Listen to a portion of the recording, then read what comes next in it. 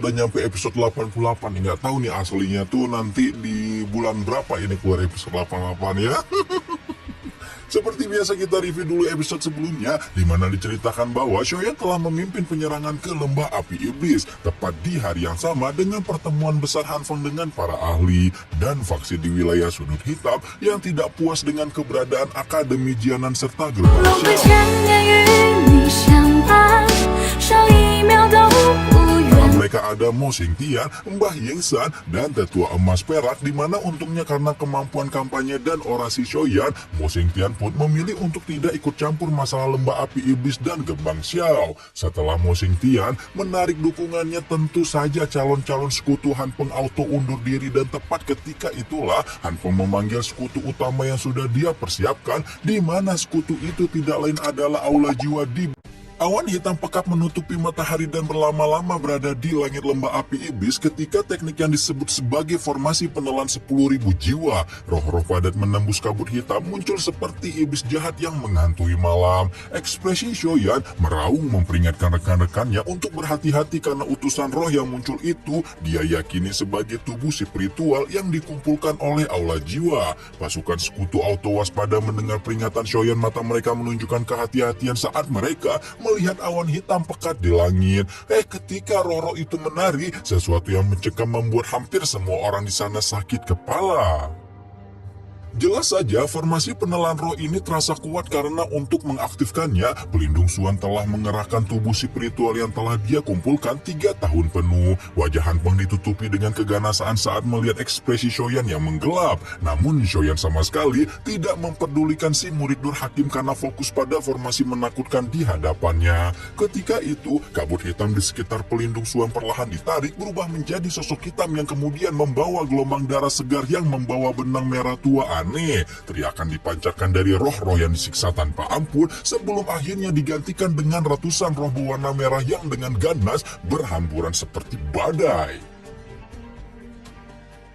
Fenomena kejam sekaligus mencekam itu menyebabkan Shoyan terkejut sehingga refleks mengeluarkan pilar api Gio ke langit dan membuat setiap tubuh spiritual yang menyentuh pilar tersebut terbakar dengan teriakan sengsara. Tidak hanya Shoyan, para sekutu gerbang Xiao juga segera memuntahkan doki dari tubuh mereka sebelum dengan kasar menebas roh-roh ganas itu sebelum digigit dengan liar.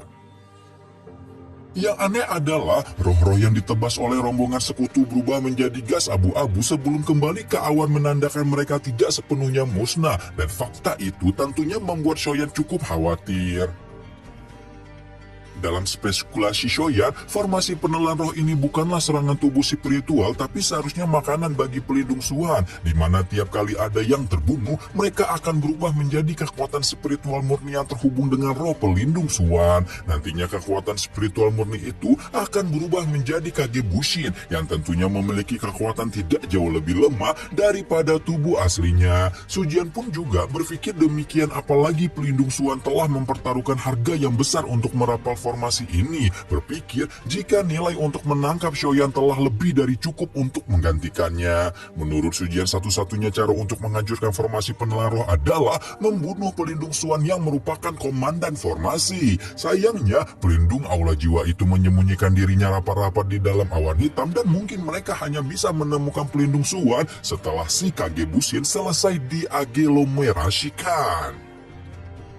Nah, ketika Mang Oyen udah bingung bagaimana cara menghancurkan pelindungmu sebelum avatar spiritual terbentuk, tiba-tiba saja muncul suara tua di dalam pikirannya, di mana suara tua itu tidak lain berasal dari Tianhu. Tianhu mengingatkan jika sebenarnya api hati yang jatuh memiliki kekuatan penghancur roh, namun karena menyatu dengan api inti teratai hijau, kemampuannya untuk menghancurkan roh menjadi lebih redup. Karena itulah Tianhu menyarankan agar Shoyan memisahkan dua api surgawi itu dan menggunakan api surgawi peringkat ke-14 tersebut untuk memulihkan roh agar tidak kembali ke kabut hitam. Hati Shoyan membawa kegembiraan saat mendengar penjelasan Tianhu. Tanpa pikir panjang menarik api inti teratai hijau dan menggunakan api hati yang jatuh secara penuh. Dan benar saja apa yang dikatakan Tianhu ketika Shoyan menggunakan api hati yang jatuh dan menyatukannya dengan teknik pengusiran api 5 cincin, membentuk roh api membentuk serigala yang tingginya lebih dari 100 kaki dan membuat semua roh yang terkena nyala api tak terlihat itu mulai bergetar hebat sebelum mengubah ke semua roh itu menjadi ketiadaan. Belum puas mengamuk, roh api serigala itu meraung ke langit membuat teriakan marah sekaligus kaget ditransmisikan dari dalam kabut hitam, di mana teriakan itu berasal dari pelindung Suan yang tidak menyangka bahwa Shoyan mampu mengendalikan api surgawi sedemikian rupa. Shoyan bersikap egepu banget mendengar teriakan pelindung Suan dan fokus membasmi tubuh-tubuh spiritual, merasa sangat puas dengan teknik pengusiran 5 cincin meskipun baru menjajal roh api pertamanya. Awan hitam bergejolak tampak mulai menunjukkan efek setelah kehilangan cukup banyak roh karena roh api Shoyan.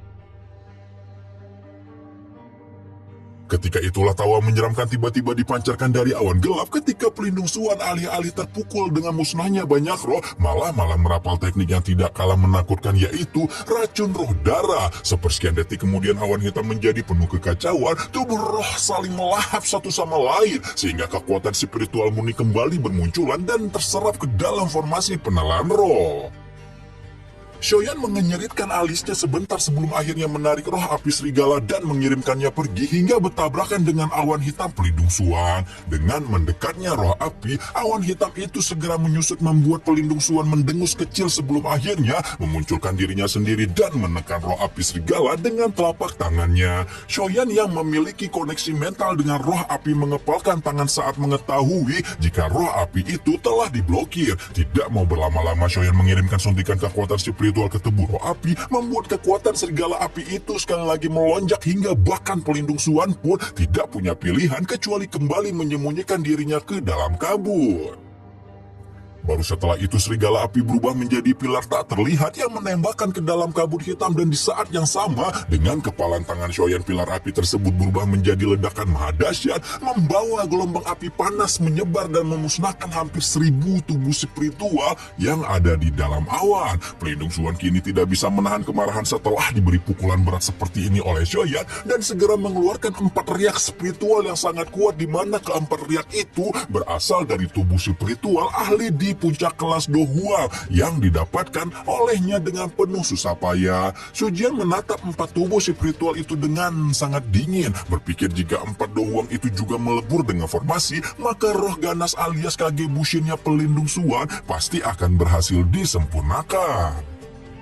Shoyan juga menyadari kemungkinan itu dan segera mengeluarkan teratai api hijau giok di telapak tangannya untuk ditembakkan ke arah awan hitam. Namun saat Shoyan sudah ready mengirimkan teratai apinya, suara Tianho kembali terdengar melarang Shoyan menghancurkan bakal Kage Bushin pelindung Suan. Hal ini disebabkan karena Tianho berniat untuk menelan roh ganas itu, mengingat jumlah besar kekuatan spiritual akan menjadi vitamin baginya. Dan apabila dia akan bisa menelan memurnikannya, Tianho yakin kekuatan spiritualnya akan pulih ke kelas Dozo.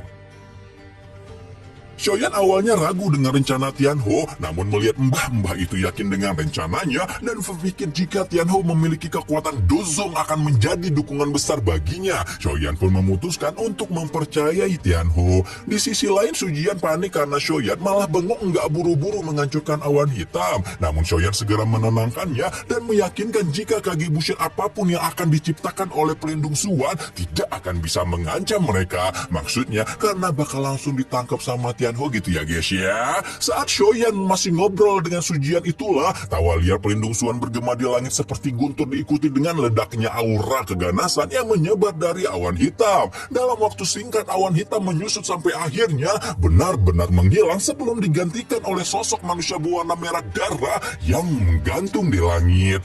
Ya, sosok merah itu tidak lain adalah Kage Bushinnya pelindung Suan yang tidak menampakkannya sedikit pun emosi di matanya dan hanya dipenuhi oleh aura kekerasan serta niat membunuh yang tak ada habisnya. Energi yang menguar dari tubuhnya begitu kuat, bahkan tidak berlebihan jika dikatakan berada di tingkatan yang sama dengan seorang elit Dozong. Shoyan melihat roh itu dengan teliti, berpikir jika siapapun yang menelannya bisa jadi malah terkontaminasi pikiran negatif yang ada di dalam roh ganas tersebut. Namun mengingat dia memiliki api hati yang jatuh, seharusnya Tianho tidak akan mendapatkan banyak kesulitan untuk memurnikannya.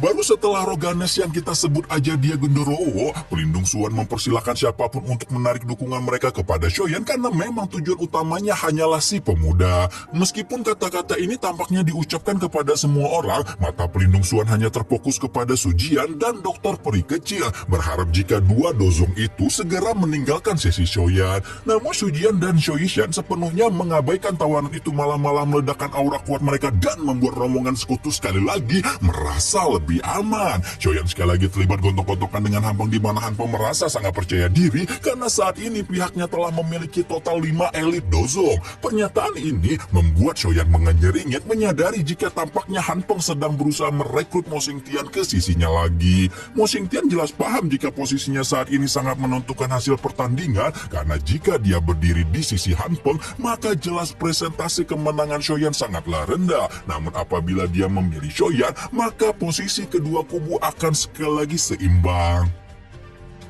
Kubu Shoyan tidak diragukan lagi memiliki kekuatan yang lebih rendah daripada kubu Hanpeng. Meskipun begitu, Mo Xingtian memilih untuk tetap bungkam karena bagaimanapun pemuda Do Huang itu telah mengalahkan seorang dozong bintang 7 beberapa waktu yang lalu. Karena itulah Mo Xingtian tetap kukuh pada keputusannya untuk tidak ikut campur, membuat Hanpeng menunjukkan kilatan dingin di matanya. Tapi Hanpeng masih nyantai karena selama Mo Xingtian tidak mendukung Shoyan, maka keuntungan di pihaknya masih lebih tinggi. Nah, di sisi lain, meskipun Sujian dan Shoyishan telah teguh mendukung Shoyan, dua dozong itu tidak bisa menepis kekhawatiran mereka pada si pemuda berpikir bagaimana cara Shoyan mengalahkan pelindung Suan dan Kage Bushinnya.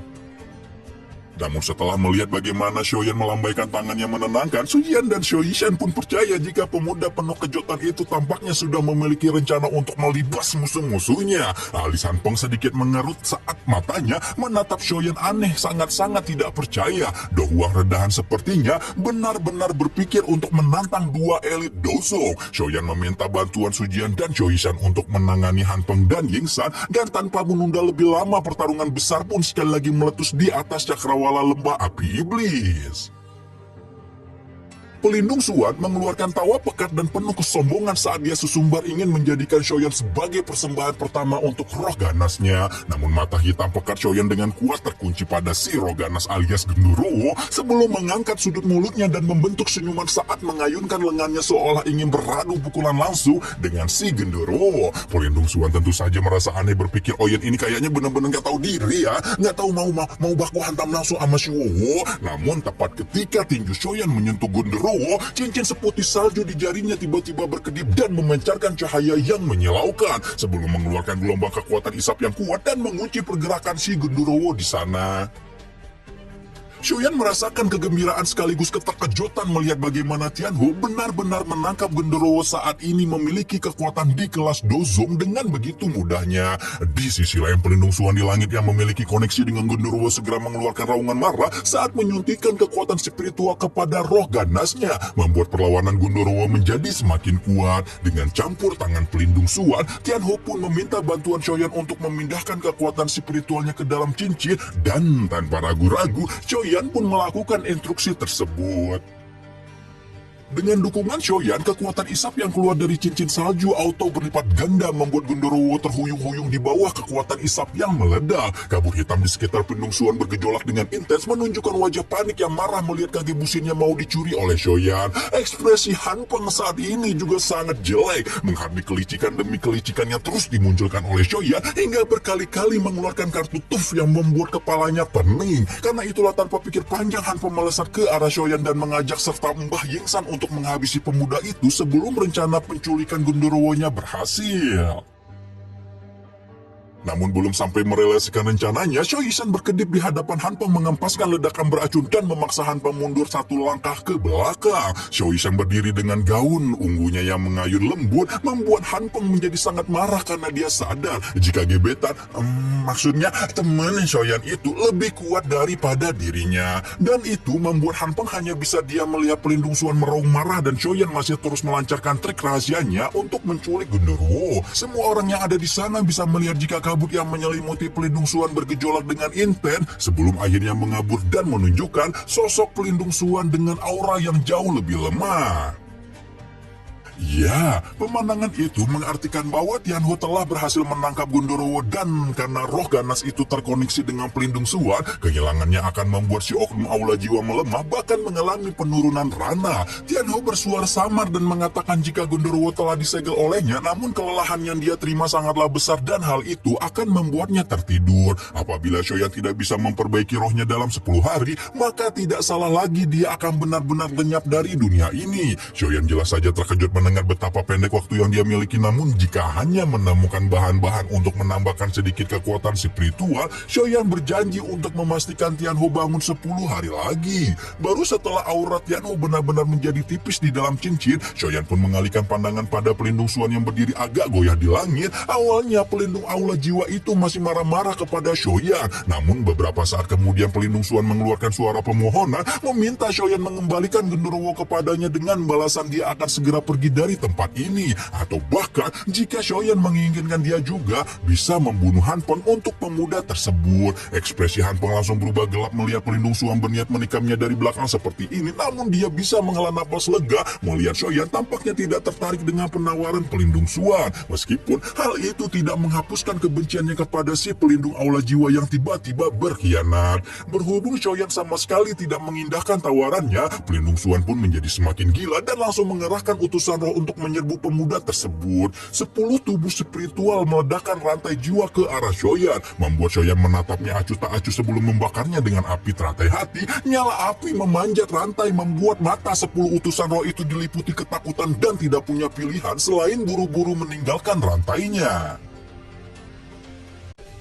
Shoyan tertawa dingin melihat para utusan roh melarikan diri sebelum mengaglomerasikan 10 rantai dan menembus tubuh 10 utusan roh itu dengan kejam. Tubuh para utusan roh menegang sesaat setelah ditebas dengan rantai api sebelum akhirnya melemah dan jatuh di langit. Cahaya di mata Shoyan berangsur-angsur melonjak setelah membunuh 10 utusan roh. Sayap tulang di punggungnya mengepak menghantarkan suara guntur samar yang bergulung ketika sosoknya berkedip sebelum muncul di hadapan pelindung Suan dengan ekspresi ganas. Tanpa banyak babi bu, Shoyan mengayunkan telapak tangannya dan menghantamkan telapak tangan berapi itu ke tubuh pelindung Suan yang langsung terhempas dengan teriakan menyedihkan.